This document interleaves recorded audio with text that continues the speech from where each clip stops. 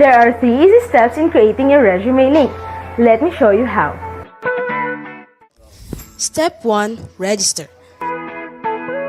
Go to www.jobs180.com using any browser and click Register Now. Fill out all the information needed. In choosing your resume link, use your full name so that it looks professional and it's easy to recall by potential employers. For example, Antonio Juan de la Cruz.jobs180.com. Step 2. Create and design.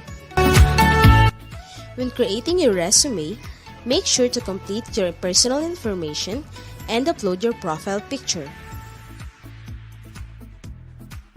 One of the highlights of the resume link is the portfolio section. In the portfolio section, you can show off your skills by uploading samples of your work like documents, pictures, videos, and your social media links. Your resume link also features different themes and you can upload a cover photo. This is a combination of a cover letter and a social network cover photo. Here is an example. You can also download a copy of your resume link and print it.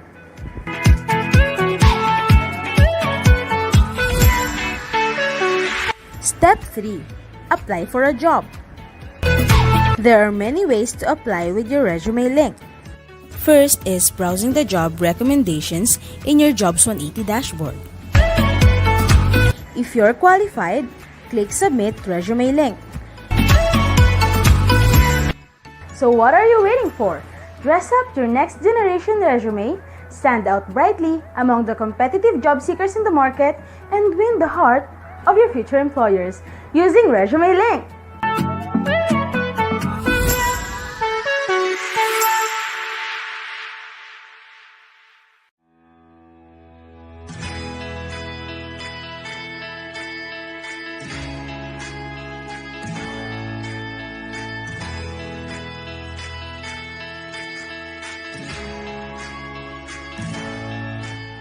Jollibee Foods Corporation is one of the largest and fastest growing Asian restaurant companies in the world.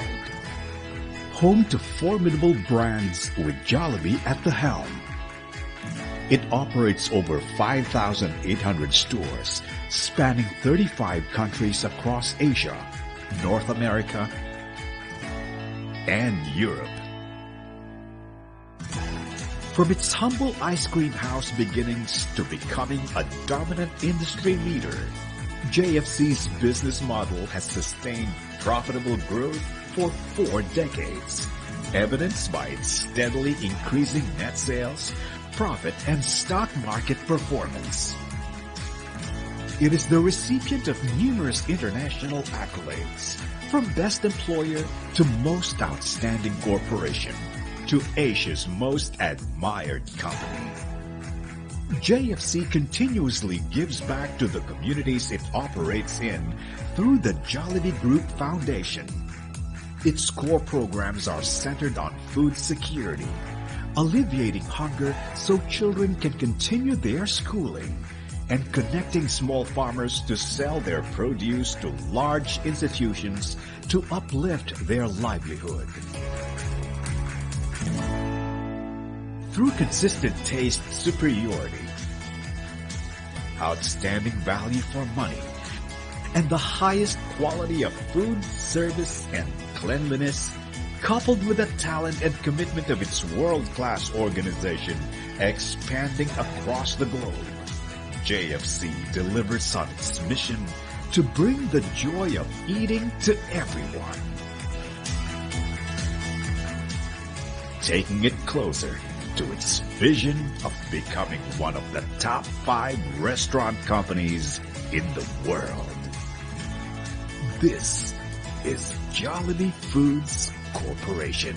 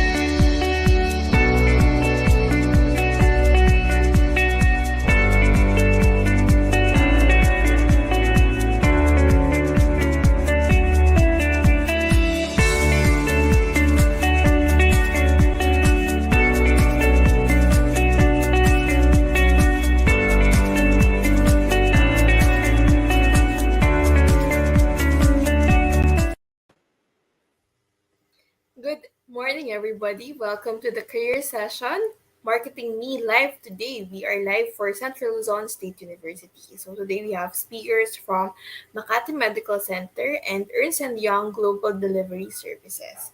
So before we start, please join us for the opening prayer and the national anthem.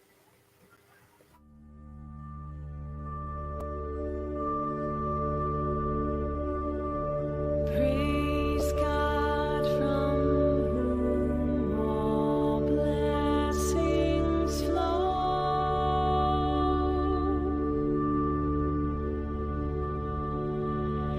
Praise Him, all creatures here below.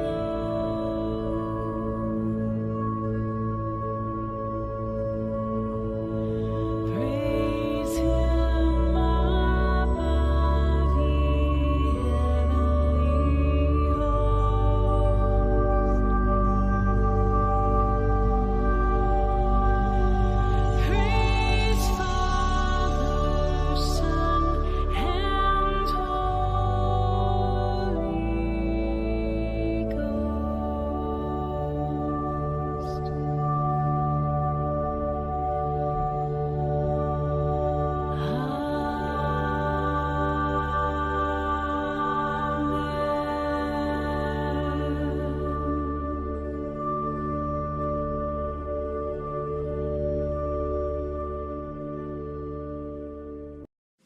Mga kababayan, ang pambansang awit ng Pilipinas.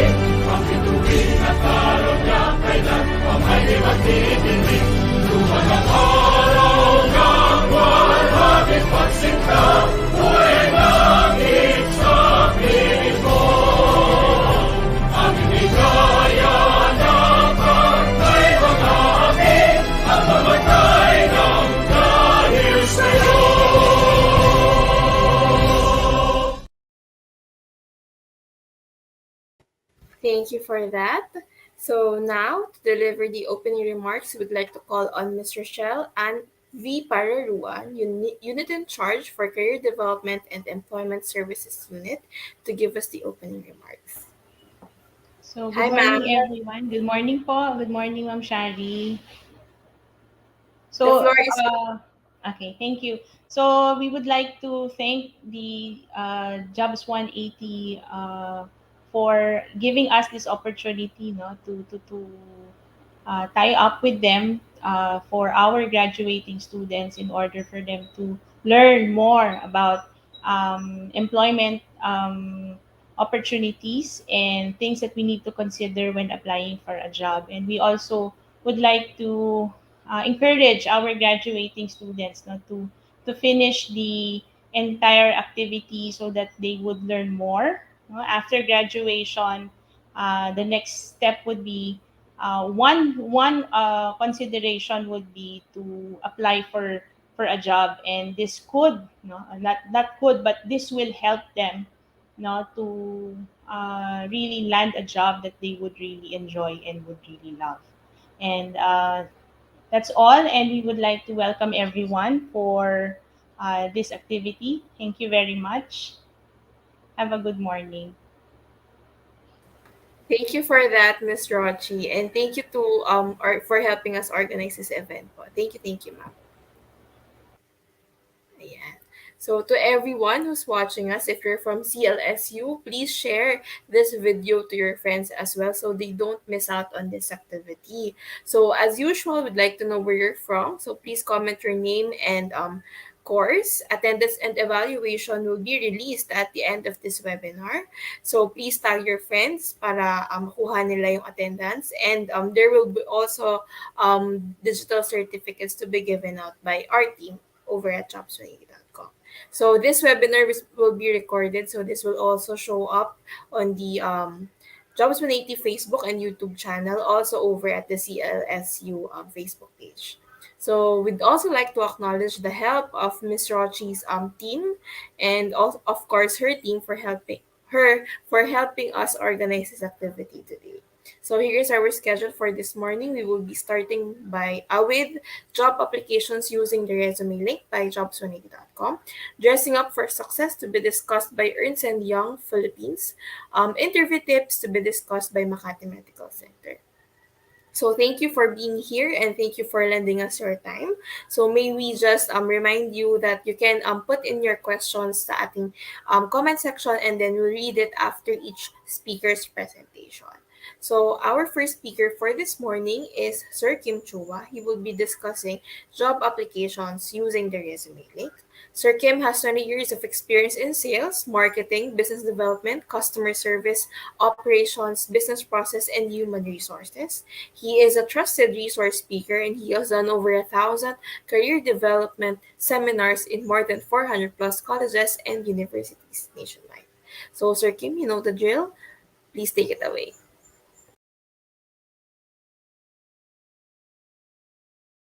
Of you.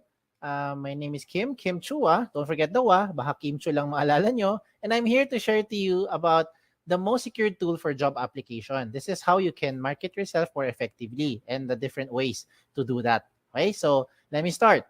Now, when you apply, you probably have a checklist if you're using the right tool. So just go along with me if you have the right, if you have the same checklist that I have. So ito yung mga things na like kong tinatandaan, no? Will my tool or will the thing that I'll be using help me to stand out? That's the first item that is very important for me. Kailangan mag-stand out ako kasi dami-dami kong kasabayan kalaban sa pag-apply. Another thing in my checklist is that, do I have more than one file? Because oftentimes I have a lot of files. May academic records, may mga government IDs, ang dami mga kailangan hingiin ng mga companies. So I'd like to put them all in one file. And this tool helps me to do that. Okay? Another thing that this tool can do is that it allows me to make the process more efficient. Mas napapabilis yung pag-apply, no? Hindi na napapatagal yung pabalik-balik. So, mas mabilis din syempre tayo maka-move forward. Di ba? And another thing that this tool can do is that wala tong bayad. Baka mukha lang akong salesman, pero libre po ito. Okay? So, this tool is absolutely for free. The most important in my checklist is that this tool, okay, makes my information secured. And I think this is the most important question. Do you want your information to be secured? I hope your answer is yes. Okay? And so with that, let me show you ano tong tool na ito. This tool is called Resume Link. Resume Link, by definition, is the most secured tool for job application. Okay? This is a personalized URL. It is a link that anyone can open online anytime, provided that they know the link. So let me use an example. If you are John Santos, just in case lang, your name is John Santos, your resume link would look something like johnsantos.jobs180.com. Ganun lang kasimple. So how do you make one? Okay, how do you make one? Now, the first step is for you to register. This is absolutely for free. Wala itong bayad. Okay? So what do? You go to www.jobs180.com, and that is where you now register. Okay? As you register, you just simply fill out the information. These are the basic information. You have the account details, you have your personal information, you have your education background, and just in case you have your work experience, whether it's OJT or it's part-time job or whatever yung work experience na yan, then you proceed to that work experience page. Pero pag wala, hanggang dyan na lang tayo sa my education information. Okay? After doing so, you now start to create your resume link. So ano ba ang basihan ng resume link? Kadalasan, ang resume link natin, we base it on our name. We base it on our unique name. Okay, so as an example, if you're John Santos, then you say johnsantos.jobs180.com. Now, what about during scenarios where you create your resume link tapos may nauna sa inyo? May ibang John Santos, may kapangalan ka, no, nauna sa inyo. Ano mangyayari? Magkakaroon na red na box, sasabihin niya, this name has already been taken. Na okay, malungkot pag taken na. Okay lang, maging creative lang kayo ng konti. Pwede mo balik na rin. Pwede mo sabihin Santos John. Okay, you can also say Santos J, o kaya J Santos, o kaya JS, di ba? Or SJ. Depende sa link na gusto mo gawin. Basta importante, wala kang kapareho kahit kayo may kapangalan. Now, another thing I'd like to emphasize here, wag po kayong OA. Pag gumawa kayo ng resume link, huwag mo gagawin tipong nakalagay, cutie pie, lover boy, Barbie doll, di ba? Because it doesn't sound professional. Imagine going to a company and the HR will ask you, do you have a resume? Tapos sasabihin mo sa kanya, meron po, ang resume ko ay eljablo.jobsonidia.com. Di ba? Baka matakot yung HR sa inyo. So I don't recommend that you do something like that. Just stick to your name. Whatever your name is, it will sound professional. Okay? Now, in creating a resume link, you have to use a valid email. Emails like Yahoo, Gmail, Rocketmail, any email, basta nabubuksan nyo, wag na wag ka lang gagamit ng facebook.com na email. Okay? Do not use something like, example lang patrick@facebook.com na email. Do not use patricia@facebook.com na email. Okay? In short, do not use @facebook.com na email. Because if you use @facebook.com, you will no longer be able to receive notifications being sent to you by the companies as well as jobs180.com. Okay? So use something that you can open. Why is it important for you to open your email? Because you have to verify your account. Okay? Remember, pag nag-verify, yan ang ebidensya na ikaw nag-register talaga. Yan ang proof. Diba? And at the same time, if you verify your account, then you'll be receiving notifications from the companies as well as Jobs on 80. If you do not verify your account, hindi nyo na po marireceive yung mga notification ng mga companies. So, sayang naman. Diba? Might as well verify your account first. Okay? Now, you're done with the first step. After you verify. So, ano na ang second step? Ang second step is the most logical of all the steps. You have to complete all the information. Very logical. Sino sa inyo mag-apply sa mga kumpanya, bungi-bungi detalye?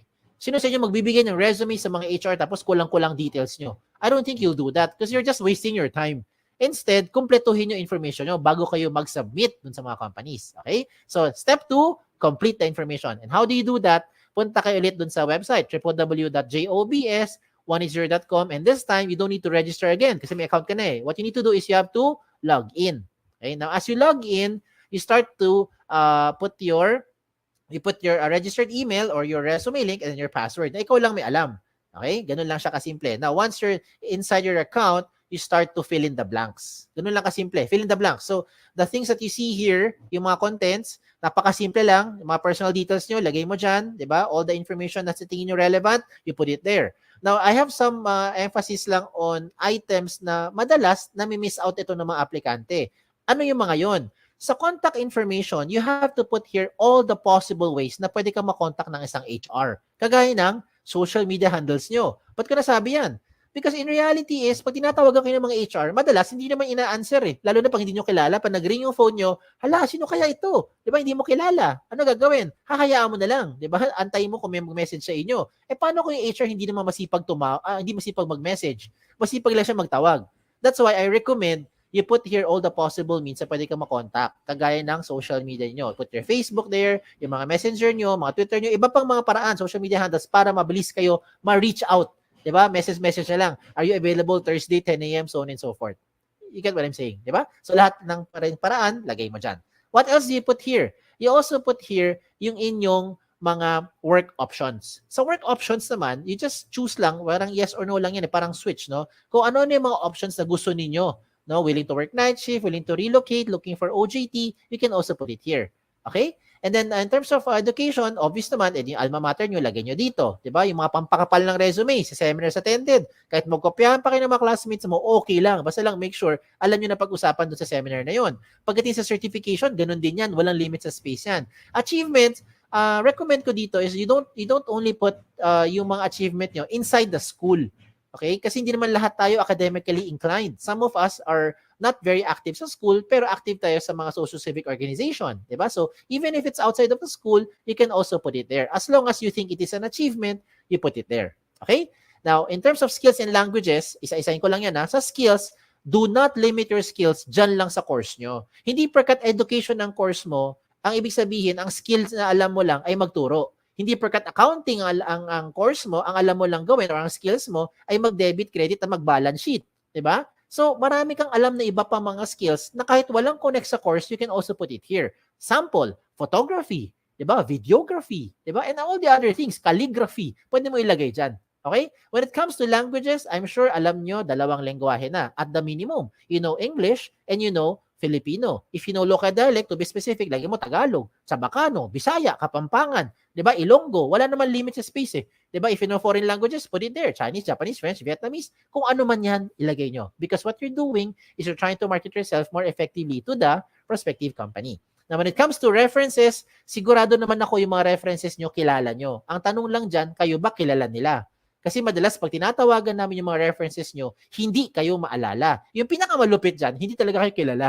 Okay, so please advise yung mga references nyo na ginawa nyo silang reference para at least they know what to tell about you. Okay? Now, at this point, I'd like to highlight yung mga things that you don't find in a traditional resume. Ano yung mga yan? Diba? Ito yung mga yun.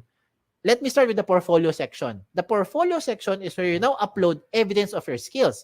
And I think with this day and age, dito pumapasok yung efficiency, no, ng ating application sa mga companies. Because oftentimes, when we apply to companies, marami mga hinihingi, mga pre-employment requirements. They will ask for mga documents, mga proof that is showing na yan talaga yung mga skills nyo. So, kung ano man meron yung mga documents, you can now take a picture, you can scan them, and you can upload it here. Example, government IDs. Diba? Meron ka mga transcripts, academic records. Diba? You can put that there. Okay? Kung meron mga medical clearance na kailangan, ganun din. Hindi na kailangan magpabalik-balik sa company. Oh, ayos ba? Oh, eto pa. Diba? But wait, there's more. Ito na yun. Itong isa pang gusto ko i-recommend sa inyo, yung tinatawag natin selfie video. Nowadays, I think, it is not very difficult to create a selfie video. Diba? Ito may TikTok nga kayo eh. Diba? Alam mo naman paano gumawa ng selfie video. So I don't need to teach you how to create a selfie video. What I need to share to you na lang is yung anong kailangan sabihin pagka gumawa ka ng selfie video. Okay, this time, what I recommend is you say something interesting about yourself. Okay? So, you pretend that you're being interviewed by the HR. Diba? Ano yung matiyatanong sa atin?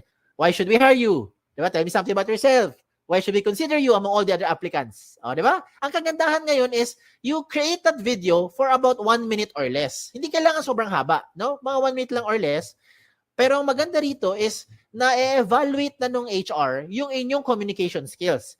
If you can speak in English, then I recommend you speak in straight English. But if you cannot, it's okay as long as you're able to show your personality. You can also showcase here yung mga hard skills nyo. Ano yung mga hard skills? Kagaya ng mga video na panood ko dati, pinakita nila how to use a soldering iron, how to properly handle a welding machine, diba? How to fold table napkins.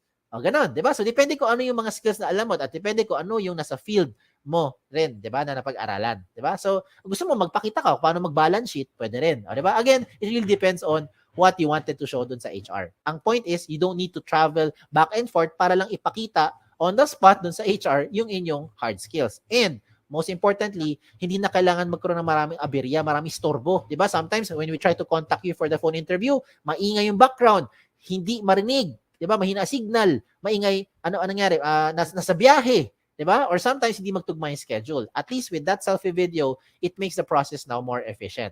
Now, another good thing pa with the resume link is that you also upload here your profile picture. When it comes to profile picture, you don't need to go to the studio para magpa-picture. Huwag ka na gumastos. Ang importante lang dyan, tumingin ka sa camera, okay, with plain background, at of course, magbihis ka naman ng maayos, di ba? And then, you're good to go. Huwag mo gagawin yung mga nasa right side ng screen niyo. Those samples that I'm showing you, it doesn't look professional. Imagine, di ba, yung mga selfie, mga nilagay ng avatar, yan, huwag nyo gawin yan. Okay? Huwag nyo gawin yan. It doesn't look nice, doesn't look professional. Okay? Now, another good thing pa with the resume link is that meron tayong tinatawag na cover photo. Ayan, pasintabi sa matatamaan. May iba sa inyo nakikinig ngayon, hindi naman kayo gifted with writing skills. Some of us are having a difficult time expressing our thoughts into words. So ano pwede mo gawin? You can now use those pictures to represent your personality or to showcase yung inyong skills. Example, look at the one on the left, yung nasa baba. Ano kaya siya? Sabi ni iba, sir, ophthalmologist, optometrist, or eye expert. Yung nasa kanan, yung nasa taas, ano kaya siya? Sabi ni iba, sir, para siyang admin or clerical work. Or maybe makalat kasi tingnan mo yung lamesa ang kalat-kalat. O, di ba? Again, it depends on the interpretation of the person looking at it. This is an example of someone into HR or maybe into psychology. And this one is an example, it's a very good example by the way, of someone who wanted to say that there is no shortcut to success. Hindi po yan miyembro na Akit Bahay Gang. Okay? Ang gusto niya sabihin, you will be able to reach yung goal mo by taking one step at a time. Oh, di ba? You get what I'm saying now. So I'm showing you good examples para you can draw inspiration from. And I will also show you not so good examples. Ito yung wag niyong gagayahin. Okay, magpapaka-misteryoso. Okay? Maglagay ka ng picture mo dyan. Lalaki man, babae, in between, okay lang. Ilagay mo dyan, member man tayo ng LGBTQ+, okay lang. You put it there. At least alam ng HR who to expect. A lot of times, yung mga pangalan kasi very interchangeable nowadays. Ako mismo, guilty ako dyan. My name is Kim. A lot of people think, babae ako. Di ba? Pag iba nababasa ko mga resume, ano nakalagay sa resume nila? Chris. Nakalagay George, Alex, Sam, Nick. O diba? Joey. I would assume lalaki. Yung pala, babae. O diba? So that's why you better make sure you put your picture there. And wag naman pugot yung ulo nyo pag nilagay ng picture. Dapat kompleto. Okay? Never leave this blank because if you leave this blank, it will not catch the HR's attention. Trust me. Kung ikaw ang HR, wala ka namang ibang makita dyan, malamang mangyayari dito, next applicant na. Okay? And then if you want to catch the HR's attention, do not create something like this. This is just my opinion. I don't think this looks professional kasi ang dating parang tamad, parang happy-go-lucky, no? Parang chill-chill, walang pakialam sa buhay. Again, that is just my interpretation. Okay? So I showed you the good and not so good examples para you'll be guided. Now you can just play along later on kung anong sa tingin nyo mas bagay sa inyong background or sa inyong sa gusto niyo ipakita sa personality niyo. Okay? Now let's examine a very good example. Look at this person, itong iExpert. Bakit maganda itong example ng kanyang resume link? Because all the information you're seeing here, kompleto na. 'Di ba? Hindi ka na magpabalik-balik eh. Kung ikaw yung HR, everything that you need to ask or you want to know about the applicant, you already find it here. If you're the applicant, you might as well put everything there para wag mo na antayin pa yung time na hihingiin pa sa'yo ng HR yung mga documents yan. Baka hindi na mangyari yun. Baka may ibang aplikante na mas assertive, nilagay lahat ng mga information na i-process na siya kaagad. Diba? Now, at this point, I know what you're thinking. You're probably thinking, Sir, okay nga tong resume link. Kaso lang, baka naman yung information ko nakakalat na sa buong mundo. Baka naman nakalantad na sa buong internet. Ang sagot ay, hindi. Kaya nga tinawag na the most secure tool for your job application. Diba? Bakit? Because you control your privacy settings. Ikaw mismo, as an account user or as a resume link owner, ikaw ang may control ng privacy settings mo. And how will that happen? When you log into your dashboard, as you can see in my screen, when you log into your dashboard, you will find the resume link settings. Pagpunta mo sa settings, mapuntahan mo yung privacy settings at dun ka mamili ngayon ng information you want to show or hide in public. So let me use an example. If you don't want to show your birthday, what do? You turn it off. You don't want to show your references, you turn it off. You don't want to show your address, what do? Turn it off. Diba? So yung mga information na in-off mo, hindi lalabas sa public. Now, if ever lang you decide to change your mind, ang maganda dito sa resume link, updated yan, real time. So, alam ng birthday mo. Diba? If 2 days later, you want to show your address, you turn it on, you save your profile, lahat ng may alam ng resume link mo, alam na rin yung inyong address. You get what I'm saying? Diba? So, depende na sa inyo kung ano gusto mo on or off. If you want to turn off everything, then okay lang. You can just turn off the button. Enable public resume link, off. Wala nang lalabas sa public. Kahit na anong information. Okay? So, yan ang re-remind ko sa inyo. This, the second step is for you to complete the information. And in doing so, please make sure that your profile is interesting, diba? Yung information mo kompleto at updated ang details nyo para mabilis kayo makontak ng mga HR. Now, we go to the last step. Pangatlo na, last step na to. The last step is for you to submit. Now, how will you submit your resume link to those companies? You might be thinking you want to explore opportunities outside of the Philippines. Maybe you want to join some job fairs later on. You want to apply online. You want to, marami, walk-ins, diba? Depende kung ano kasi bumabalik na yung face-to-face ngayon. So, lahat ng mga ipapakita ko sa inyo, lahat ito, practical application. Lahat yan, makaka-relate kayo. Ano yung first one? The first one is you go online. Of course. Diba? Yan ang fastest way. You just connect via your phone, via kung ano man gadget mo, go to jobs.at.com, search for companies. And by the way, speaking of search, you can only search for company, tatlo lang pwede mo i-search ha. Search for company name, position title, and location. Doon sa search bar, hindi mo pwede ma-search ang resume link. So example lang, ikaw si John Santos, okay? Okay, ikaw si, ako na lang, Kim, halimbawa lang, subukan mo pumunta sa jobs.at.com, doon sa search bar, type mo doon Kim. Tingnan mo kung may lumabas. Malamang sa malamang, walang lalabas. Unless may company name, position title, or location na may word na Kim. Other than that, walang lalabas dyan. Kasi hindi siya searchable. So, the only time a company would be able to know your information is if and when you give your exact resume link to that company. So, ikaw may control. Ayos? So, tuloy natin. Okay, tuloy natin. So, if you're going to search for companies, what do? Just go to the website of jobs.at.com, search for companies. Kung may lumabas, edi meron. Pag walang lumabas, edi wala. Diba? Ganun lang yan. Huwag natin pilitin magkaroon ng something kung wala talaga. Diba? Okay, so anong gagawin? Tingnan mo yung mga companies. Kung meron kang type, di gawin nyo, check nyo yung opportunities. After that, you now submit your information to that company. Okay, when you submit your information to the company, it will ask for your profile, for your resume link and password. So ikaw lang magbibigay ng consent dun sa company. Okay? Now another option is for you to send resumes via email. Now there's nothing wrong in sending resumes through email. Ang tanong dito is, how are you sending your resumes through email? Do you do it like this? Do you say, "Dear HR manager, I'd like to apply for the following position. This is my resume." Tapos mag-attach ka ng Word file, PDF file, or whatever file you have. If you're doing those attachments pa, ang tawag dyan, traditional, pampabagal, makaluma. Hindi ko sinabing mali. Ang sabi ko lang, traditional, pampabagal, makaluma. Bakit? Hindi mo kailangan mag-attach anything anymore. If you're going to write an email and send your resume, just simply type your resume link there. "Dear HR manager, I would like to apply for the following position. This is my resume. In this example, Antonio Juan de la Cruz, @jobsunity.com. Send. Tapos na. Ganun lang kabilis. Diba? Whatever changes you need to do, you put it inside your resume link. You don't have to keep on sending another attachment. Paano kung imagine mo na lang, nag-attach ka ng Word file. Diba? Ng PDF file. Tapos nagpalit ka ng address, nagpalit ka ng phone number. Ano gagawin mo? Email mo na naman yung HR. "Dear HR manager, I'm sending you my updated resume." Ganun ba? Paano kung 2 months later, lumipat ka ng bahay, iba na address mo, send ka ulit ng bagong resume? "Dear HR manager, I'm sending you my updated, most recent resume." I don't think you'll do that.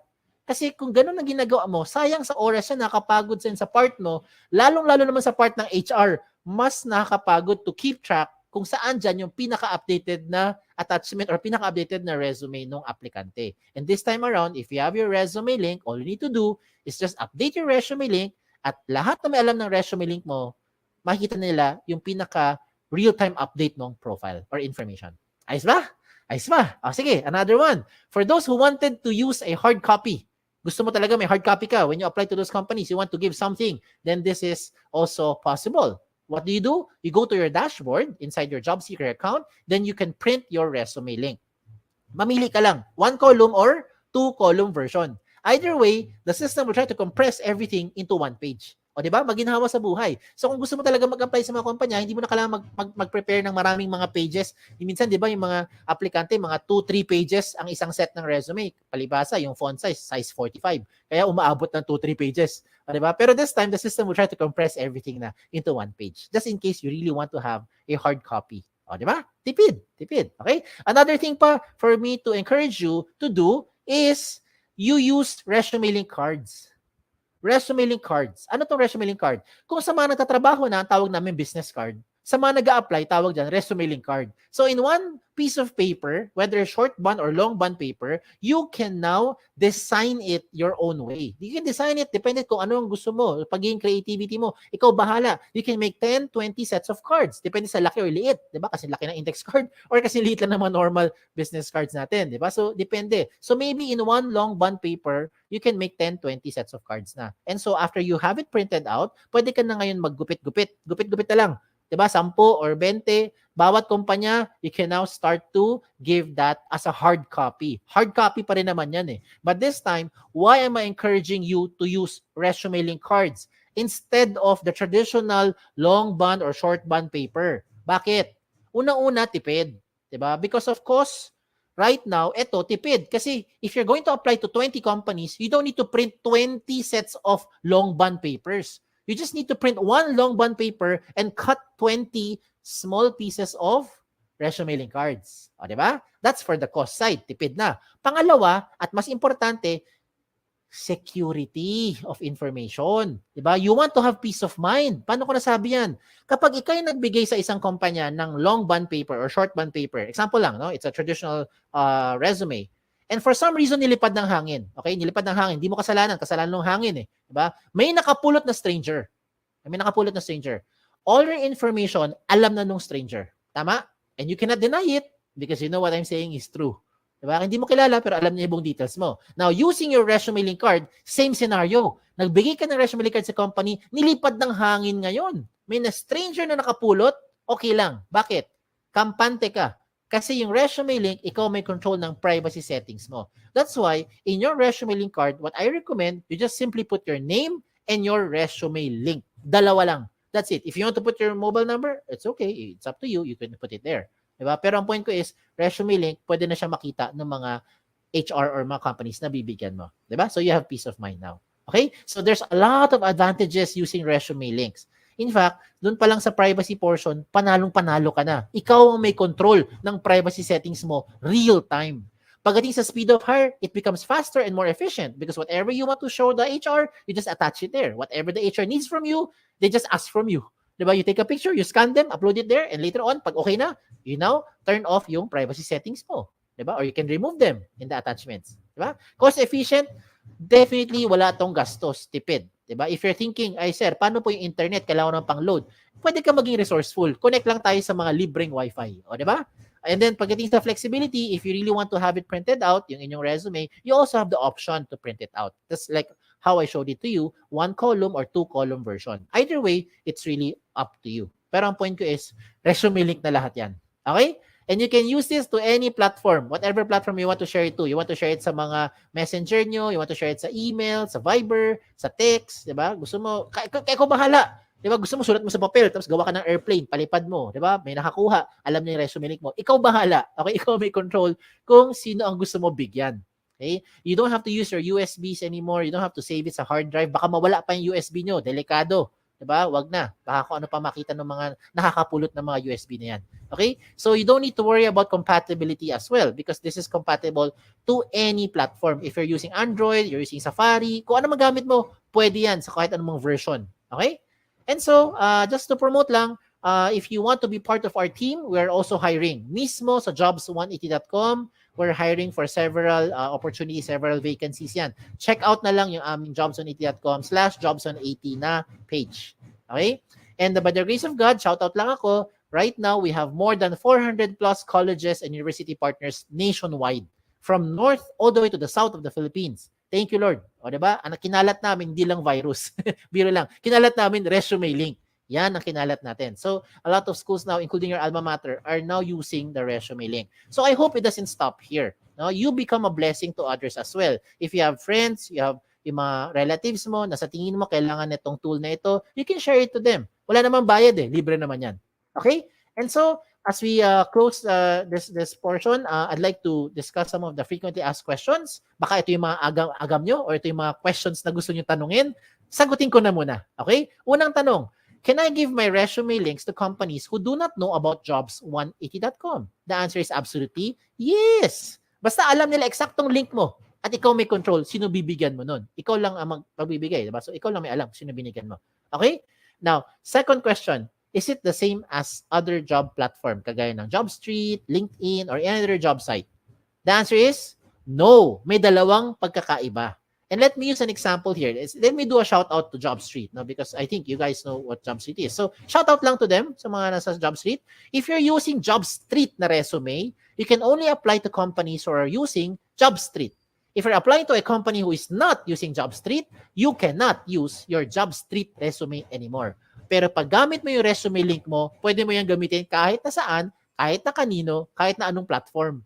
Diba? Basta alam ng HR yung eksaktong link mo at ikaw magbibigay nun. That's the first difference.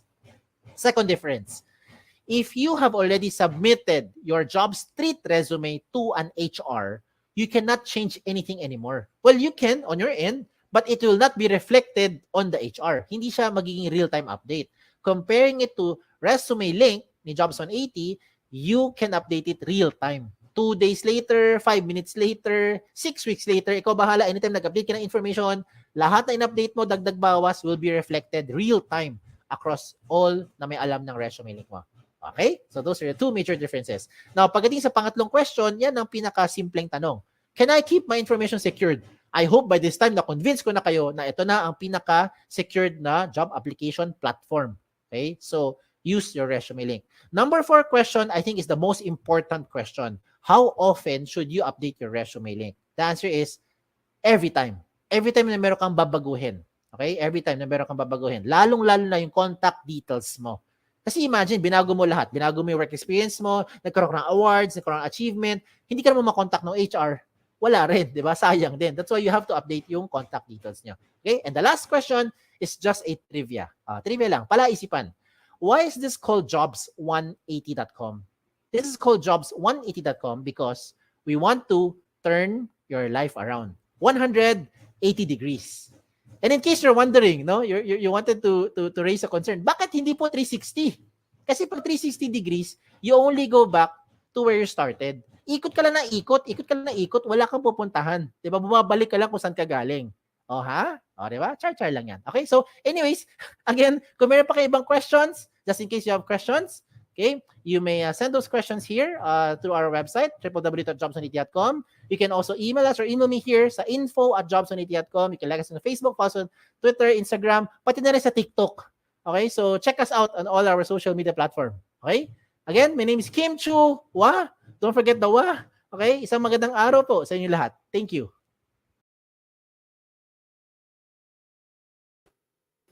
Thank you for that, Sir Kim. So, to our audience, the floor is now open for questions. So, to give you time to think about your questions, I'll go first. So, for example, sir, you're based in Nueva Ecija and you're applying to jobs in NCR, QC, Taguig, Ortigas, etc.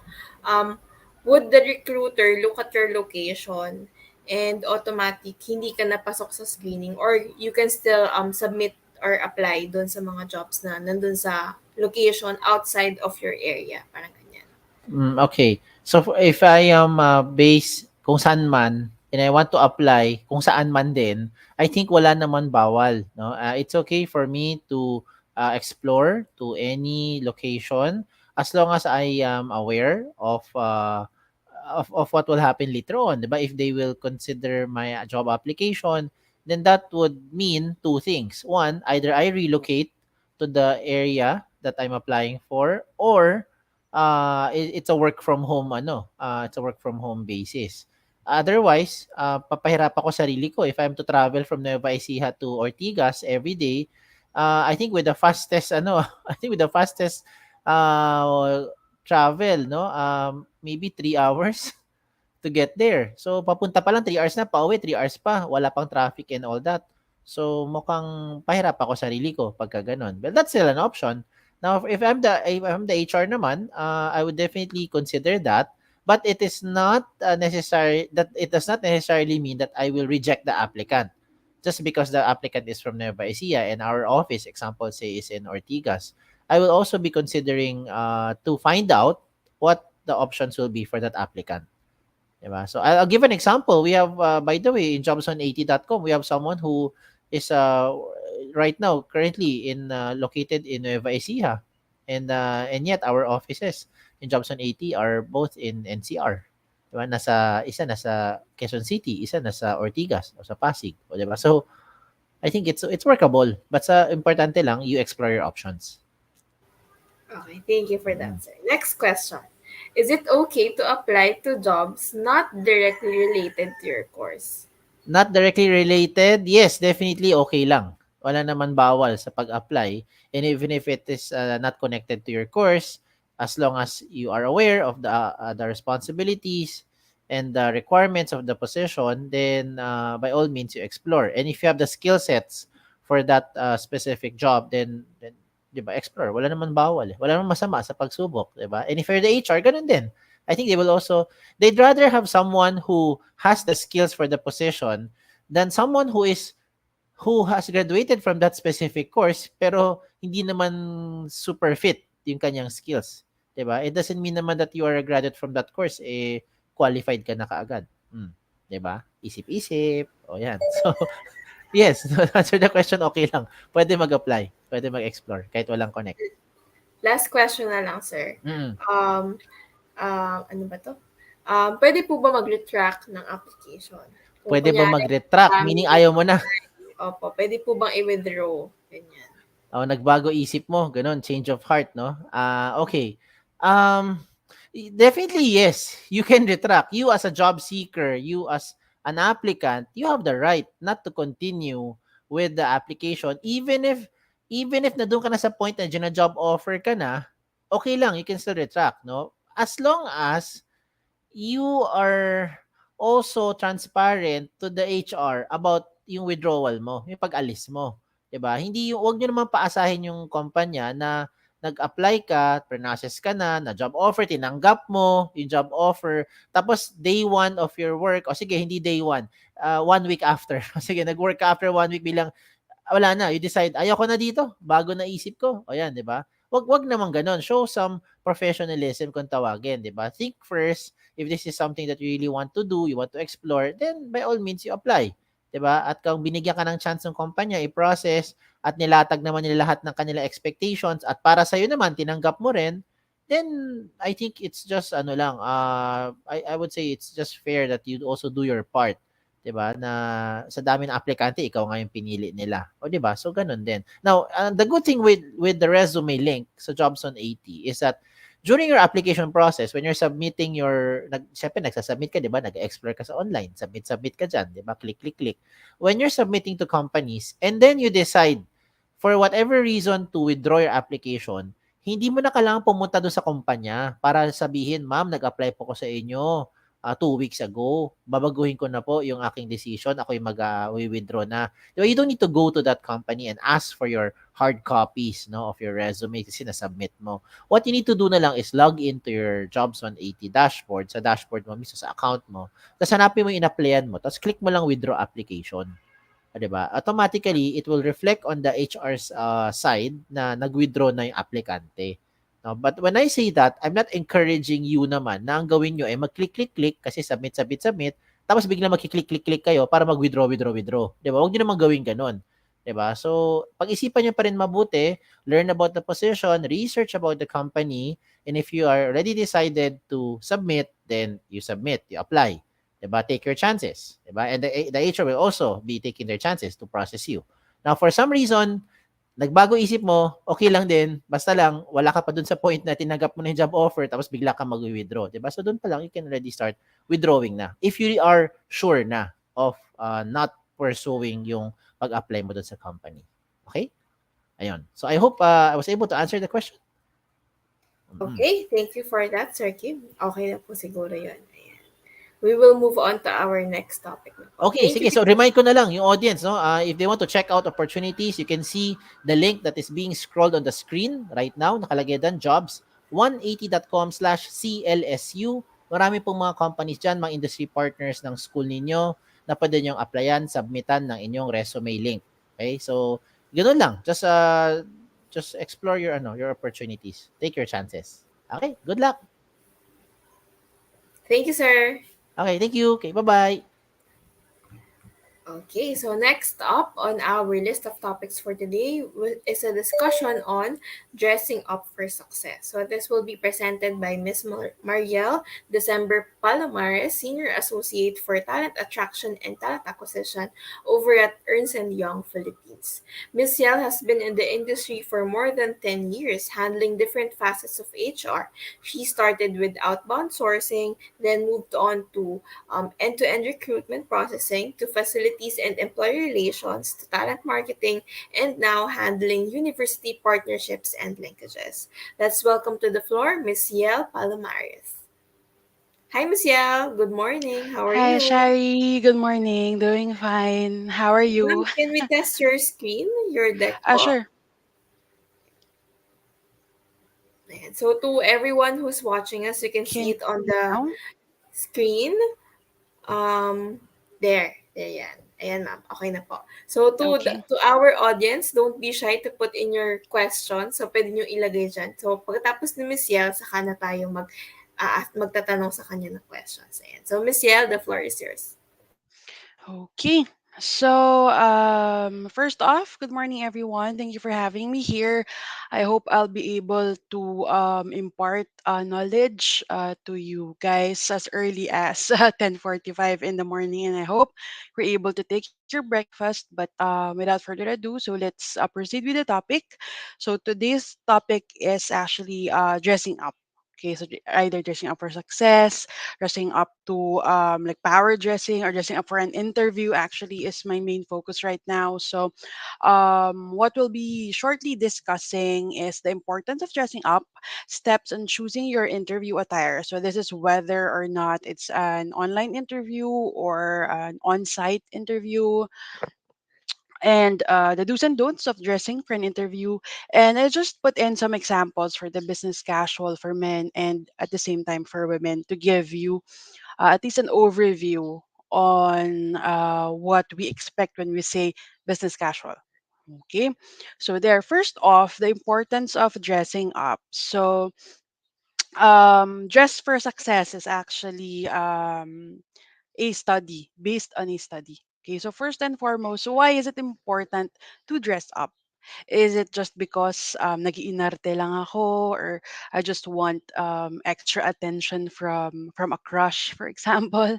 Okay, so actually it's not it might be that way for you, but it's not just as simple as that. So first off, science says so. So why do we indicate that it's science that proves it? Because there's a study, as you see there, of Lefkowitz, Blake, and Moulton last 1955. It proved that business suits portray a form of authority. How? In this experiment, they had someone in a city cross the street against the traffic. So when he was dressed in a suit, there's actually more people who followed him versus when he was just wearing trousers, or here in the Philippines, jeans, for example. Okay, so they actually created a study for it. So it proves that somehow there's a certain energy that attracts other people, consciously perhaps or unconsciously, to follow or to, at least grab the attention of people when you dress up. Okay, so next is first impressions count. Of course, I'm cliche as it may sound, but I'm sure you've heard this a lot. So for the visual aesthetic, right now this is very timely actually. Um,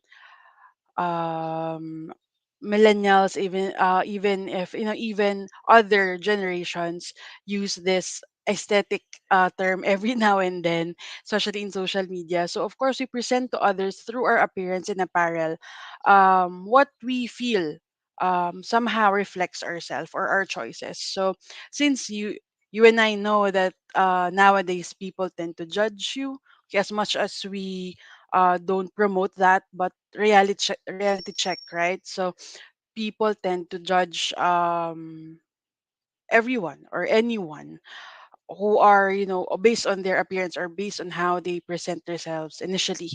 Okay, so and of course, since this interview is the first time that your interviewer is going to meet you, and you only have like a few minutes to to impress, then why not give a lasting impression, of course on a positive note, okay, not on a negative note.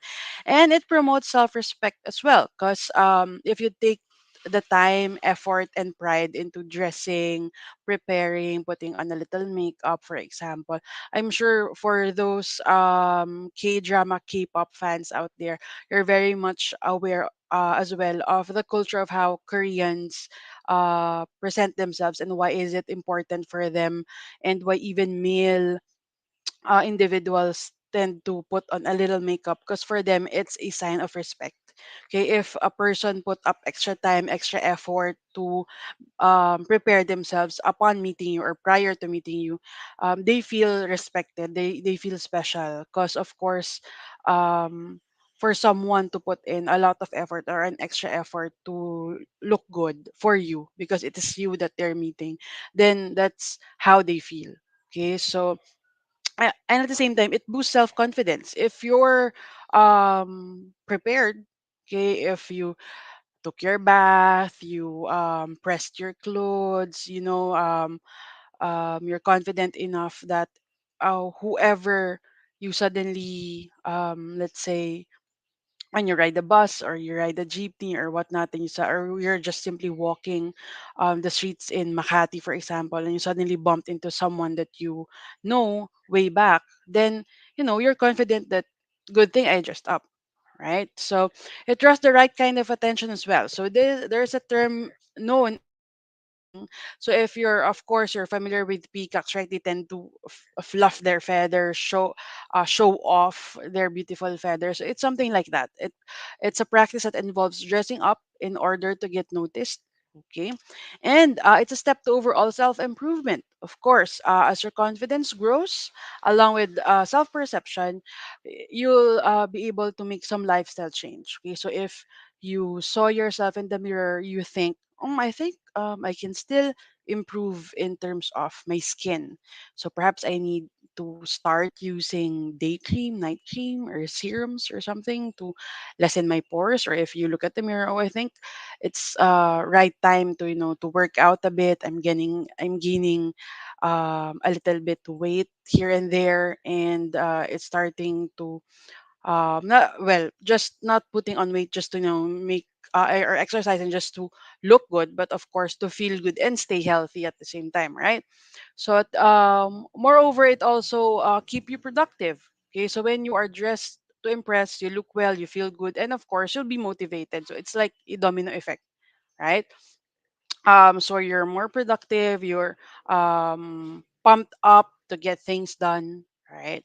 Compared to you're uh feeling quite lousy, it's not a good day. Okay, even actually some people tend to dress up a bit more or level up their outfits and attire if they're feeling a bit down, just to lighten up the mood, just to give them a splash of positivity during the day. So, and of course, above that, it shows your attention to detail. So sometimes we put that in our resumes, right? One of our selling points, besides being a team player, we often, well, us in HR often see that as part of the resume, that you have the certain attention to detail. So this proves it. So if you take pride in how you look, then you will also take pride in the work you do, right? And it also demonstrates that you can stand behind your work, which could give you an edge in any job opportunity. So if you have that certain attention to detail, knowing that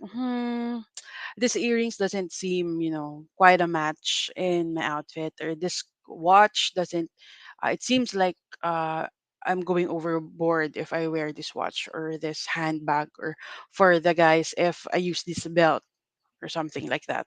Okay, so because upon checking overall, you see even the little details of of your outfit. Even actually, for some, they check on the color of the buttons, the sole of their shoes if it matches, right? The zippers of their handbags. Some really even go up to the very minute detail in their outfit. Competitive edge. So not just for finding a job, it can also help you, drum up new business or help close a potential sale. That's why if you notice, for people who are in sales, whether they are like med reps, or someone's trying to sell a condo, or someone's trying to sell an insurance, for example, they always actually, even in supermarkets, right? If there people are trying to give you like a sample of creams, or lotions, or whatnot, they of course dress extra, like they level up their attire a bit, right? So because they want to leave a strong first impression, right? Because when you dress well, it shows that you are taking care of yourself, and at the same time that you are ready to take care of your customers, and also again that you had like extra time, or you sacrifice a little bit of your time to prepare for them, because you want them to feel special, right? So, and of course, last but not the least, it's fun, right? You can experiment with different styles and colors. Well, again, not for everyone, but for some, some feels that dressing up is quite, extra effort. It's tiring. It's taking a toll in my budget or whatnot. But it's best that you think in a positive note. You may use it as, that certain mindset that though you might shell out a bit, it doesn't need, I mean, you don't need to like um spend $1,000 or $5,000 for it, right? You can, if you're very conscious of your budget, there are a lot of online apps nowadays. Okay, I'm not promoting any of them, but if you check that out, you can buy an outfit, an outfit can cost like 1,000 from head to toe already, plus accessories. Okay, so it depends on your knowledge on where to look for it, and how you spend time to research on it. Okay, so but the good thing about this is the your aim is to be to be comfortable, and at the same time you should never be afraid to, to explore and try things, right? So those are some reasons of, at least importance of dressing up. And moving forward, we'll be checking on or discussing about steps on choosing an interview attire. Okay, so what to wear to an interview? Again, this applies for either on-site or online type of interview. So when choosing an interview attire, there are some important considerations. Okay, so of course, making a good impression on a potential employer is one, or at least on the top of the list, right? And feeling comfortable and confident during the interview experience, because if you're not comfortable, it follows that, if there's something wrong with your dress, it's too skimpy or it doesn't feel right. So sometimes, instead of having that certain answer delivered well, due to this feeling that you're currently, uneasy and all, you tend to be distracted. Okay, so dressing appropriately for the job you're applying for. Again, you need to check, is the employer's dress code casual or formal, especially as office storm shift in the wake of COVID-19. Okay, so it depends on the employer. And then dressing for the location, so on site at the company's headquarters or via an online platform.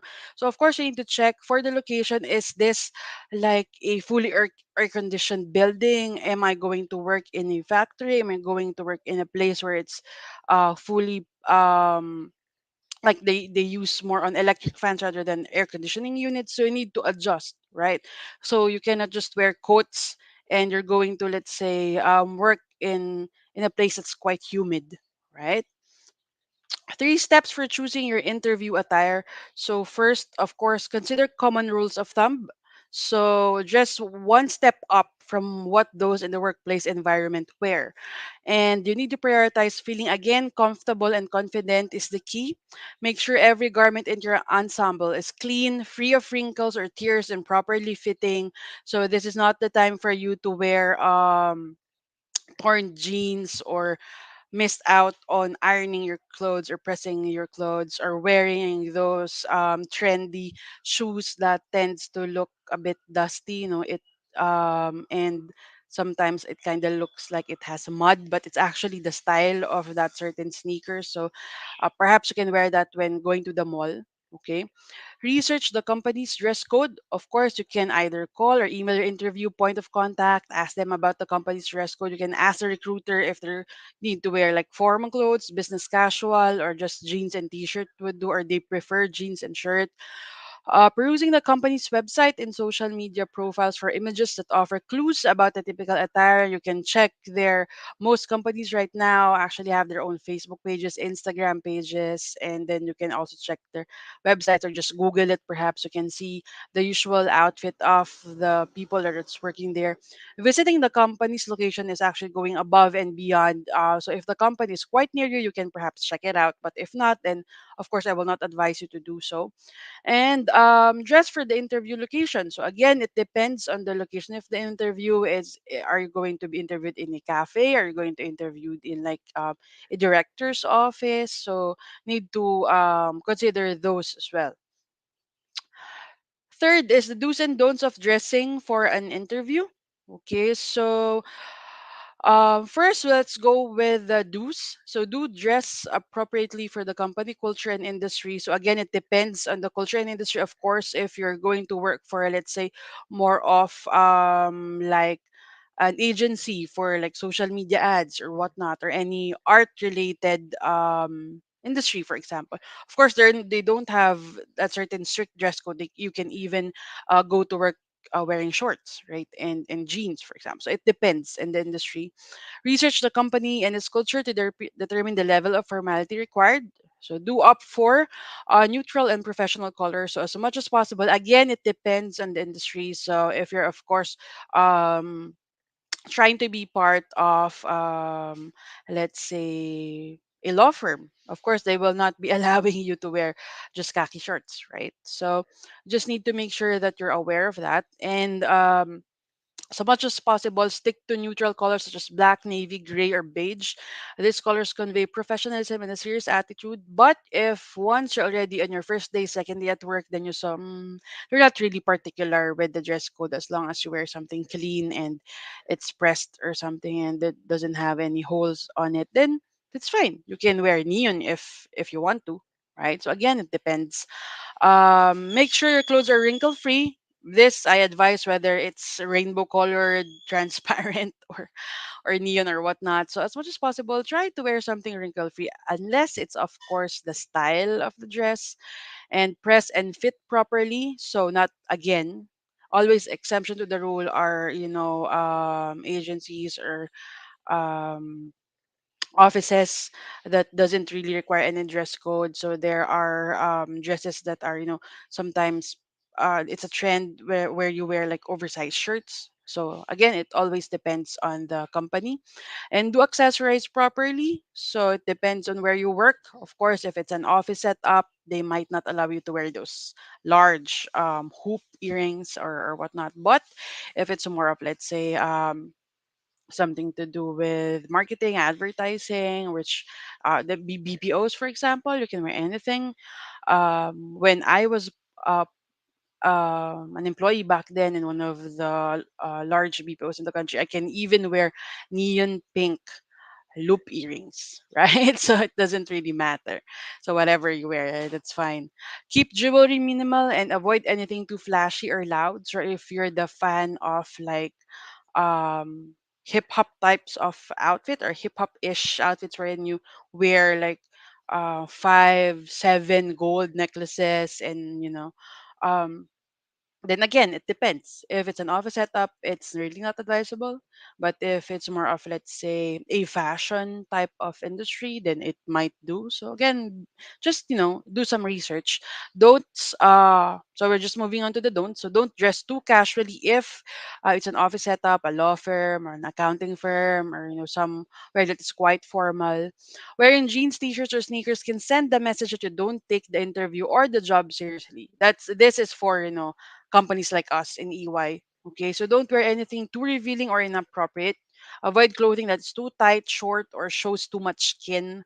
Of course, you need to show your professional side. Okay, so um, it doesn't mean that if you show, if you flaunt things, then it will automatically get you the job, right? It might even, prove something else that, you might be extra careful if that's your mindset, then it might not go well with the culture of the company. Okay, so also don't go overboard with accessories. Avoid wearing multiple pieces of jewelry or oversized accessories that can be distracting or detract your professional appearance. Again, the key here is to be professional. Don't wear heavy fragrances. So, as much as possible, perfumes and colognes can be overpowering and distracting in a professional setting. It is best to, of course, keep them all together or opt for a light, subtle scent. Okay, because especially if it's an enclosed room and then you wear a certain fragrance that is really heavy, people tend to, sometimes it results to a headache. They feel nauseous if it's too much. And instead of the interviewer having to focus on the interview itself, then it might end up, them not being able to finish the entire interview. They cannot focus on the questions that they want to ask you because they're not feeling well anymore because of that certain enclosed space with that strong scent.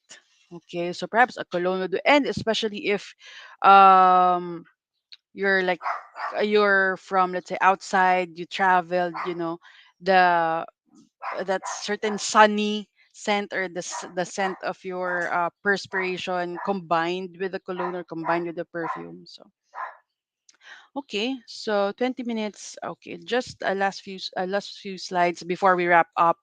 So these are the examples I have for business casual for men. So if you noticed, I just put in here not too loud might be that you guys can wear, even if you're, let's say, a bit tanned or light skinned or fair skinned. Um, if you're wondering, where can I buy these types of outfit, you can buy them in your, either Shopee, Lazada. There are a lot of outfits there if you're on a budget. And if not, then you can, if you have that extra budget with you, you can perhaps visit stores like, Uniqlo, or even Zalora, H&M, right? And if you have a lot of budget to spare, then you can go with Marks and Spencers and boutiques like those who carries these types of outfits, which are really like 100% cotton. And same with those for women. So I indicated here, I love the pastel colors, and not just the earth tones, but pastel colors, especially for us in the Philippines. Especially right now, it's quite hot. So and gray, light gray is really a good a very versatile color if you want to consider it. So I indicate there, like, you can wear like a formal yet simple watch, but if you're wearing, let's say, an Apple Watch or like a Samsung watch, then perhaps if you have like, you can interchange the bracelets, or you can wear something that matches the watch, right? And the handbag as well. So normally, well, the tip for girls, not really very much applicable for guys, but for women, you should check your accessories, like color of your bag should match the color of your shoes, the color of your accessories, the color of your let's say, if you have a cardigan and all. So as much as possible, don't have like clashing colors, and don't wear prints on prints. So if you saw this girl with what they call like the blush pink blouse with a cardigan and a skirt. She's wearing a printed skirt, but the top is not a printed one. Okay, or okay, if you can see the girl's wearing like a light blue 3/4 top, she put in a little special, like an oomph factor with the scarf, right? Because the blue is quite plain, the black pants is quite plain. So what she did was use a scarf that is still black but has, a certain effect on it, right? So that's how you mix and match. So again, you need to make sure that either your bag or your trousers, or I mean your jeans, or if you're wearing slacks, is matched with your shoes and your top. Okay, and as well as for the guys, if you're not a fan of wearing slacks, because it's quite hot, or you're not comfortable with it, you can wear a pair of dark jeans if that's something that the company allows, or chinos is actually safe. If you're not familiar what a chinos type of pants is, you can check out Bench or Uniqlo or whatnot. It's like a thick textile pants, but it's not slacks, it's not madulas. It's really soft, and the good thing about chinos is that you can wear it with a t-shirt, you can wear it with the long sleeves, and you can wear it with the short sleeves as well. So it's a very versatile type of pants. Or if you're in a budget, you can use it in different ways, right? So perhaps that's one secret that I can share with you. And if also, if you can, if you have a budget to buy both shoes, like what you can see here with a guy with the upper right hand side, both shoes is actually a very versatile type of shoes as well. You can use it with shorts, you can use it in a business casual attire and a formal attire. So those are the things that you might try to consider. Okay, and that's it for me. So again, before we end, for employment applications, please check out our job opportunities for our Jobs 180 account, jobs180.com/EYGDS, or you can also send us your resume link at campusrecruitmentph@gds.ey.com. Okay, thank you everyone. Thank you for that, Miss Yel. So to everyone, the floor is now open for questions. Miss Yel, I'll ask a couple of questions lang po if it's okay with you. So Okay. first question, ma'am. Okay lang po ba kapag kunyari virtual interview, since hindi naman po kita um yung pants or yung pambaba po. Okay lang po ba na hindi naka-corporate attire, like naka-pajama sa baba, ganyan. Like yung taas lang po yung makikita. Like us today po. hmm Well, to be What's your honest, take? May tip po well, tayo. well, to be honest, it's okay. Okay, it because if you're in a hurry, you weren't able to prepare, you're able to iron your pants. It's fine. But of course, there's an additional confidence, or like, it's like a what they call this. Parang inaano mo yung mindset mo. Yun, conditioning of the mind. Parang the kids wearing uniforms, complete uniforms during an online school type of, an online class type of setup. So it's not a requirement. You can, just wear something here and then wear pajama below, sleepers or whatnot. But if you have extra time, still I will recommend that you wear, if not pajama, at least, jeans, or something that can make you feel extra confident. But if not, that's fine. Again, well, to be honest, we cannot see it. So just make sure that if you suddenly, if the interview ends and you stand up, you're able to turn off the camera. Okay. Ayan, thank you for that. Next, follow-up question po. Ma'am, for example, you're doing the face-to-face interviews, ganyan po.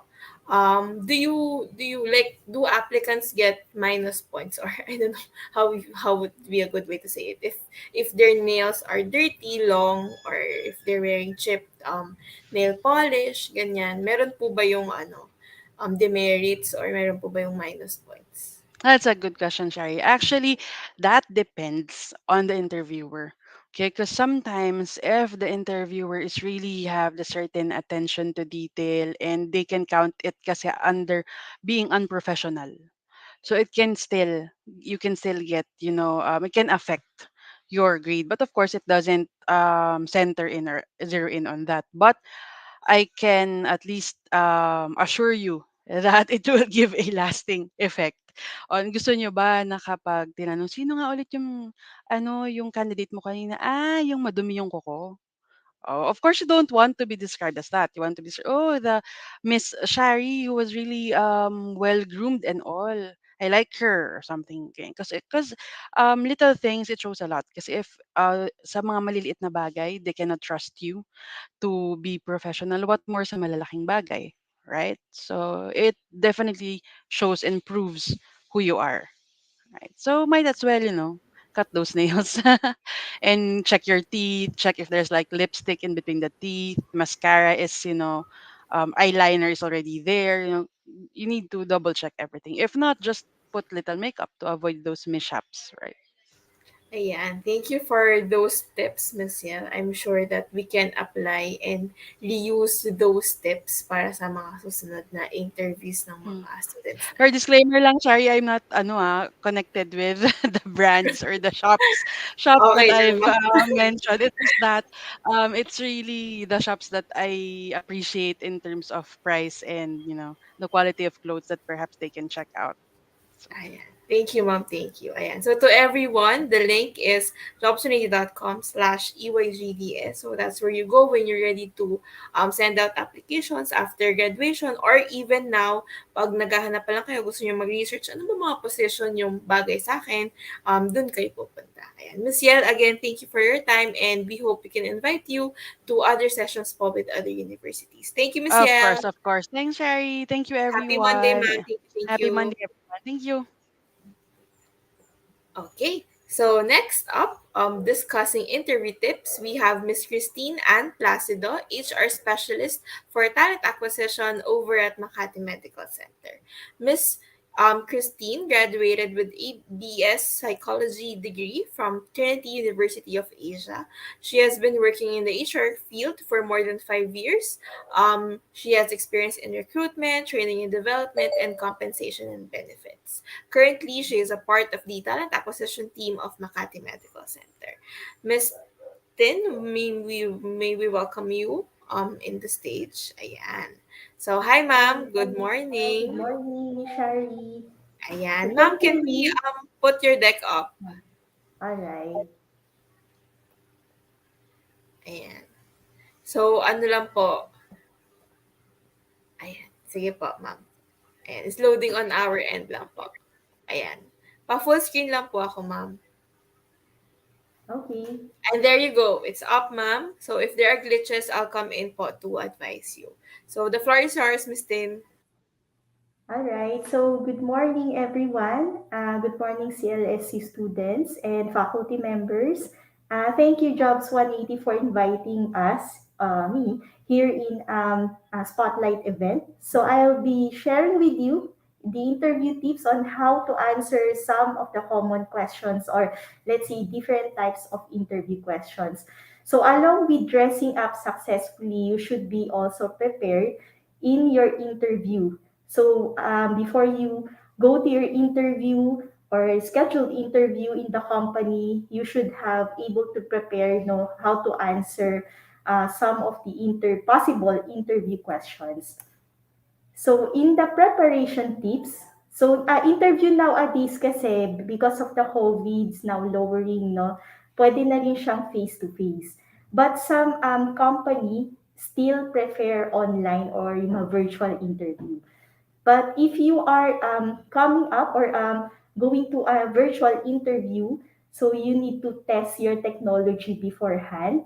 So test the computer, internet, and the mic that you will be using.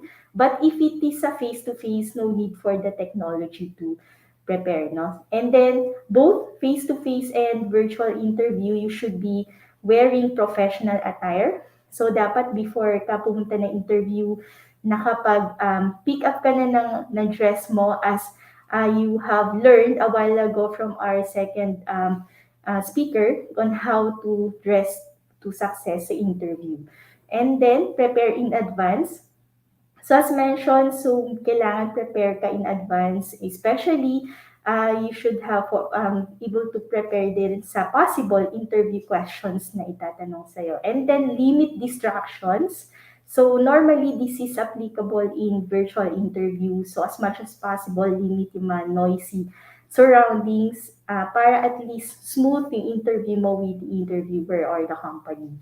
And then use professional body language as much as possible. Retain eye-to-eye contact with your interviewer. At least, no, as in the interviewer point of view, interested ka. Somehow you show interest, no, why you come up or why you show up on your interview schedule. Then it is not there's no problem if after the interview you ask for the follow up or you ask follow up for the results of your interview. So you just email your HR or the recruiter who made the interview with you, or you can also call the landline ng interviewer or user recruiter. All right. For some of the common job interview questions, there are a lot of possible interview questions, no, na pwedeng itanong. Syempre, we will be focusing on some of the most common job interview questions that you'll be getting, no, from an interviewer or recruiter. Like for example, tell me about yourself. It is a decade na tinatanong to, no, from some of the companies. And then what are your strengths or weaknesses? Then where do you see yourself in 5 years, 10 years, and onwards? And why should we hire you in this company? And why are you interested to work for us? So I'll be giving you some tips on how to answer some of these common job interview questions. So for the tell me about yourself, as Sir Kim mentioned a while ago, just limit to a 1 minute introduction of yourself. Hindi naman kailangan biography ang kailangan sabihin about yourself, no, to the interviewer. Napakahaba nun. No? It will only waste both of your time. So just focus on talking about where you are now.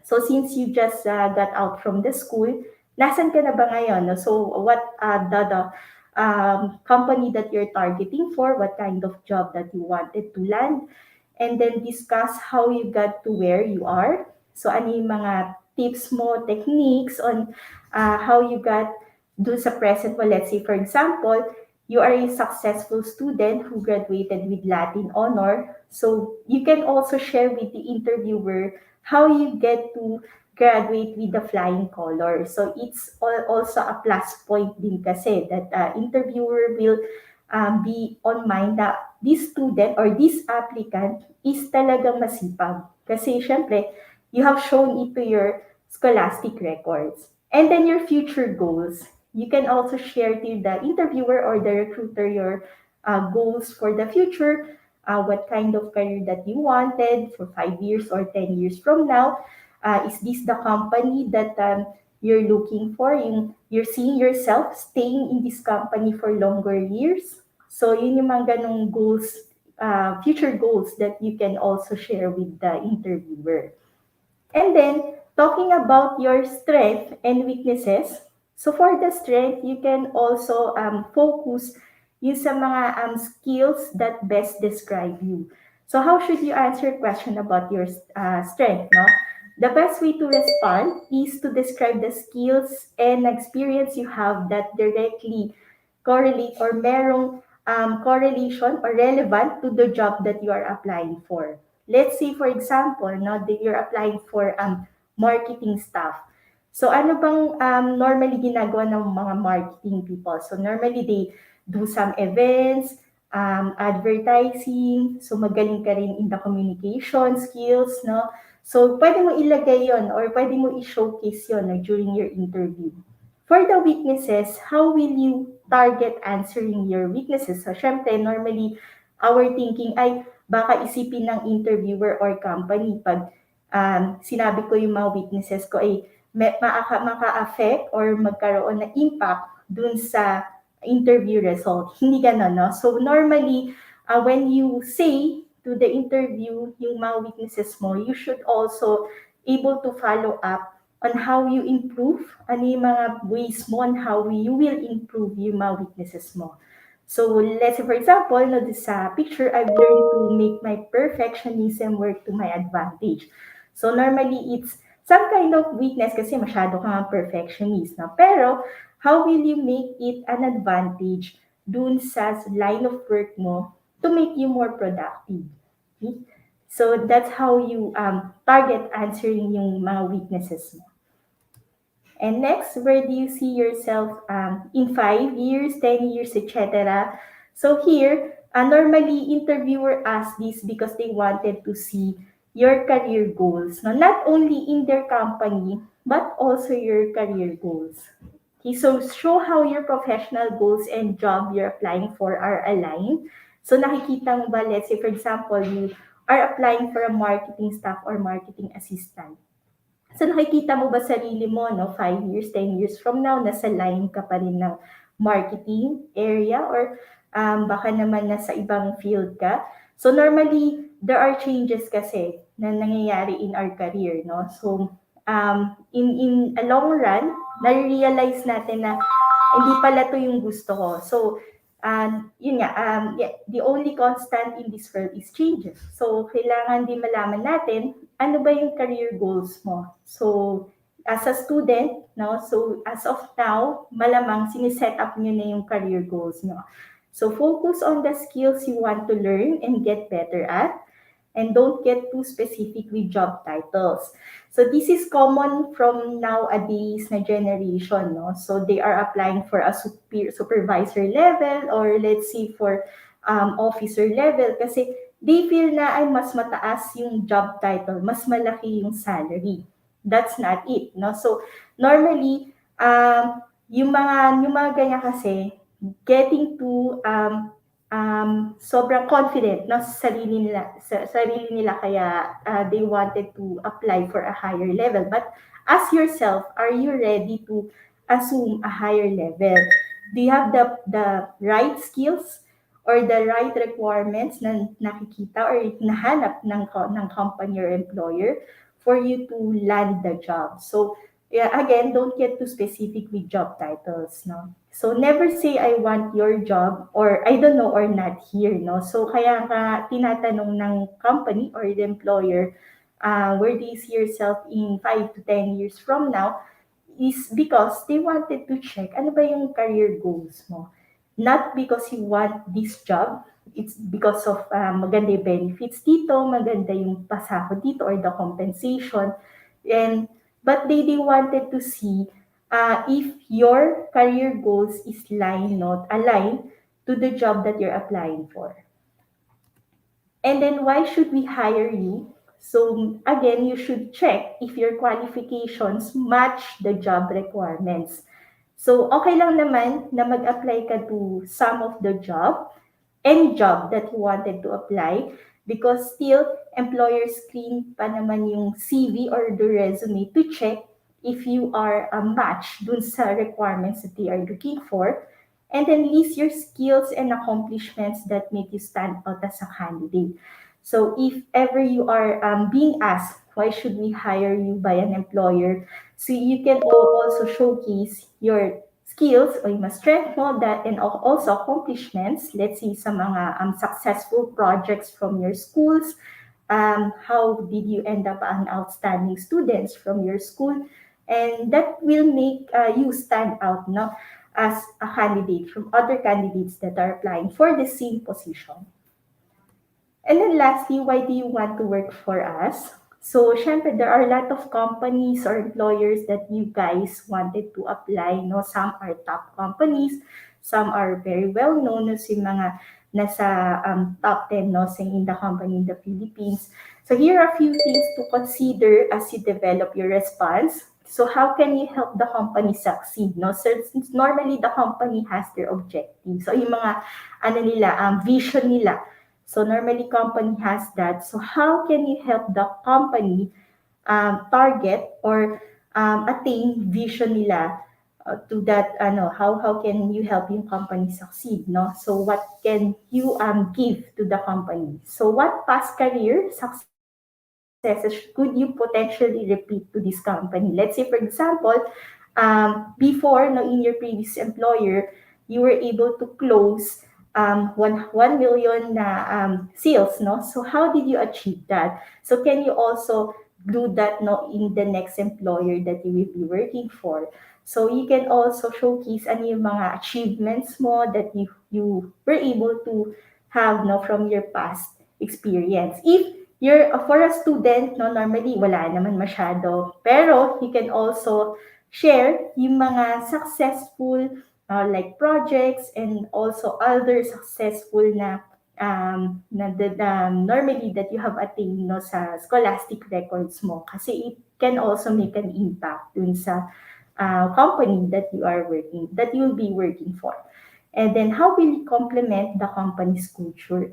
So normally, every company has different or unique culture. So you need also to check, no, if the culture fits you. Kasi there are instances na nangyayari. One of the reasons na resignation of an employee is culture shock. Hindi sila nakakasabay or hindi nabibigla sila do sa type of culture ng company.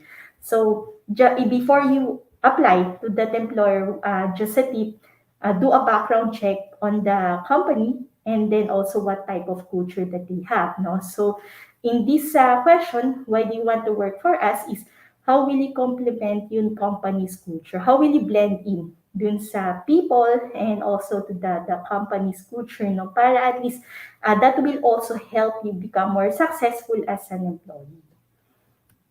All right. So if you want to know more, or if you're interested to join Makati Medical Center, you can visit our websites at www.makatimed.net.ph, or you can also email your CV at recruitment@makatimed.net.ph. And then we also have some of the enlist vacancies that you can see at our main site sa jobs180.com/Makati Medical Center. So makikita niyo doon yung mga list of vacancies natin. So common question is, meron po ba for non-medical position? Yes, we do have sa mga admin or sa mga non-medical positions that we have, because we were not only focusing sa medical positions, but also we are also hiring some of the non-medical positions or vacancies. So that's it from me. Thank you and happy job sourcing, everyone. Ishari. Thank you, Miss Tin. Ayan. So, thank you, ma'am. To our audience, we are now open for questions. So, ma'am, I'll go first. First question po.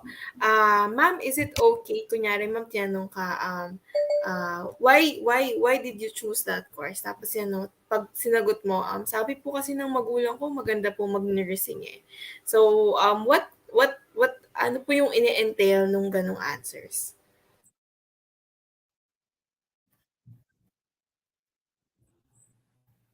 Miss Tin, are you still there? Ah, Did I lose yes, you? ma'am. Yes. Sorry, did not hear that properly. Can you repeat the question Sige again? ma'am, Sorry. ulitin natin. The question po ma'am, sa akin lang pong question. Kunyari po sa first interview, tinanong ka po ng interviewer, why did you choose that course? So, bakit ka nag-nursing? Bakit ka nag-psychology? Tapos po, ang sinagot mo ay, sabi po kasi ng parents ko, maganda daw po ang nursing. Or sabi po ng magulang ko, dapat po mag-psychology ako, gano'n. Ano po yung ine-entail ng mga ganong answers? Is that okay to answer po? Okay. So, normally kasi, on the interviewer side, wala namang right or wrong answer. It's how the applicant or yung employer applicant no give impact dun sa answer nila. Let's say yun nga, ang sagot is, ito kasing gusto ng parents ko. They wanted me to pursue nursing course or psychology course. Normally, ang next question dyan is that what you want? In the long run, nagustuhan mo ba yung course? What have you learned from the nursing course or from the course that your parents wanted you to get? And then, if normally some answers okay lang or hindi masyado, pero nandiyan eh, nakuha na. Kumbaga, ang ano dyan is, what career do you see yourself no after finishing do sa course na yon? So, dun na rin mag-take ng assessment ang interviewer. Kasi normally, baka mapilitan lang ang applicant na to apply for the position kasi yun ang related sa course nila. Let's say, for example, nursing. So, registered nurse. Normally, I encountered yung mga registered nurse, they wanted to work in the admin side na lang. Pero they are a professional or licensed nurse. Ayaw na nila mag-work in the floor or sa floor sa ano nila sa unit or as being a professional or licensed nurse. Taking note of that, ma'am. Thank you po. Next question po. Why is your first job important and why does this decision have so much impact in your future career po? So, syempre, yung mga students natin, nag-a-apply po sila, tapos, ano po, hindi pa po nila na-realize ngayon, pero ano po yung impact ng first job? Okay, so normally kasi in my impression lang 'no, so yung first job kasi it's the first exposure ng, you as, an applicant 'no, first exposure mo in a career world, in outside world 'no, outside the school. So yung first learning mo o first exposure mo in the corporate. So if, talagang you showed up as an outstanding employee, puwede mo kasing dala yung ganong kind of attitude no in your next employers or you can also improve it. So kaya Ayan. it's very, there's yung first job, there's make an impact dun sa mga magiging next employers. Ayan. So, thank you for that, ma'am. So, according to Miss Tin, yung mga bagay na natutunan mo sa first job mo, pwede mo na yung madala sa mga susunod mong companies. Kaya, very important siya. Ayan. So, Miss Tin, mukhang wala naman pong questions. We thank you po for your time and we look forward to having you, ma'am, in other sessions po for other universities. So, to our audience, for your reference, the link is jobsuniting.com/Makati Medical Center. So, that's where you go for vacancies. That's where you go if you want to research po doon sa company po ni Miss Tin. So, Miss Tin, thank you so much for being with us this morning po. Ayan. So with that, we have finished the three topics that we are for today. So okay na tayo sa mga topics na yon. So to everyone, before we go, please don't forget to evaluate the event. So we will be putting this in the comment section. We will be putting it there so that will serve as your attendance and evaluation for today's event. So please don't forget to evaluate to everyone po. And if you're watching this, post the recorded the session today. Kumbaga, you're watching it after today. Okay pa rin po, pwede pa rin po kayong mag-evaluate nung form natin. So, this is under the control po of Ms. Rochi Pararuan of the This is under the control na po of Miss Rochi of CLSU, Career Development and Employment Services Unit. Ayan po. So, to everyone who attended, meron po kaming prepared na Jobs 180 digital certificates for you. So, please don't forget to fill out lang po yung mga forms para po makuha niyo po yung digital certificates. So, please use your Gmail accounts po para po pumasok yung PDF ng certificates po natin. So, thank you to everyone who attended this event today. So, with that, our session ends. Thank you so much and hope you have a great afternoon. Stay safe, everyone. Thank you. Happy Monday.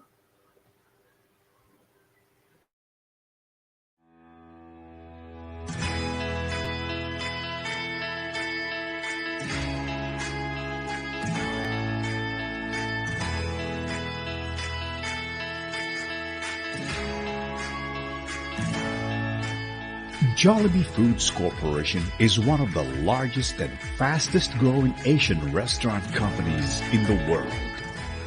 Home to formidable brands with Jollibee at the helm. It operates over 5,800 stores spanning 35 countries across Asia, North America, and Europe. From its humble ice cream house beginnings to becoming a dominant industry leader, JFC's business model has sustained profitable growth for 4 decades, evidenced by its steadily increasing net sales, profit, and stock market performance. It is the recipient of numerous international accolades, from Best Employer to Most Outstanding Corporation, to Asia's most admired company. JFC continuously gives back to the communities it operates in through the Jollibee Group Foundation. Its core programs are centered on food security, alleviating hunger so children can continue their schooling, and connecting small farmers to sell their produce to large institutions to uplift their livelihood. Through consistent taste superiority, outstanding value for money, and the highest quality of food, service, and cleanliness, coupled with the talent and commitment of its world-class organization expanding across the globe, JFC delivers on its mission to bring the joy of eating to everyone. Taking it closer to its vision of becoming one of the top 5 restaurant companies in the world. This is Jollibee Foods Corporation.